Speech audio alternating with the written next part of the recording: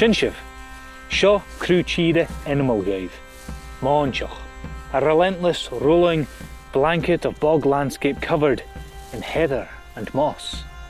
Maunchach. It is most unforgiving. You can try and walk in a straight line on it, and trust me, I've tried. Oh, that's the hardest thing I've ever done, apart from that home economics practical. Joer maunchach ans gachaatje sa Gàidhlig, ach ha bhainteach seo Gàidhlig. Channa cuid go raibh maunchach Dualchas a ha seo, ag go bhfuil buai gon an lá an dú. Channa seo maunchach sin máine le freuch sánigte sirig ina bheith UNESCO ná buclach gus de bhatainin a ghlachgaich. Caltach rí maunchach uile ha staranin seo, agus ha animal bhochiún lín is ha duine haast an beag lachgaig leis an dú. Seo maunchach Cùil Lodair, Culloden muir, maunchach Cùil Lodair. Lárach I bhláir stéichte, pitched battle I bhláir stéichte mi dhéirigh talamh bhreachtain. Saun in seo a chail na sémasich, the Jacobites, na sémasich in a bhutcher. Duke Cumberland is na fechcanike. Chuirt na hachar a bhainteach seo críoch bliana chearlaigh, agus Gàidhlig Gàidhlig go túr. Ha ruairi MacIlleathain gam horst me gúirst. Ruairi dé hachar ag Cùil Lodair an lá sin an in seachciad díag ceirib sa sia. Va blaar mór eicloch an seo etar na sémasich agus fiachcin an rialtas. Va Prince Charles a géirí a chrún. He was wanting the crown because in 1688 his grandfather was removed from power. 1745 we're here again to try and do it all over again for the fourth time.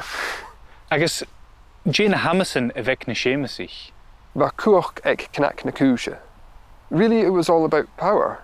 It was about regaining the throne. As well, they were after better conditions for non-Protestants in broad principle. It's succession, it's about the Stuarts being back on top. Dé in dílab eachdraidh ag Cùil Lodair. Gàidhlig cultúr na Gaeltach go mór. It had a massive impact on the Highlands and the culture that has come from it.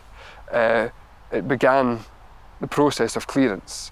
The legacy is that the Gael is now worldwide. We're a worldwide people. Dé clown leithin rish sa bhláir.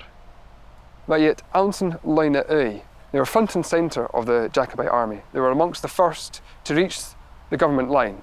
There is a Clan MacLean stone that commemorates those who lost their lives. MacIlleathain gruairi, ver mi súil a chlachan Breva. Channealí sacam dé na farach gynnin a hacam u echtrí machinise in seo ag Cùil Lodair, ach ha fatach gorum gus an fecht mi an clach chaine. Ha sirif smúnechuch na chéil seán echtrí, ancient history, seán echtrí a buntainn rústse agus an Dualchas achat, ach seall seo. Clach chaine, a memorial stone, clach chaine son machinise. Clown Gàidhlig. Ba na sínsrin acamsa an seo an lá sin. Sin Dualchas beá. Dé ha fechtí. Freuch, cáineach agus maunchach. Nio echtrí. Dualchas agus ceall chun an lá an dú. Ha imig lárach nat echtrí héin. Halla is lorraciad agus sin far a bhfuil Dualchas agatsa. Joy, 42 a coed, as dé gan a program bhí seo.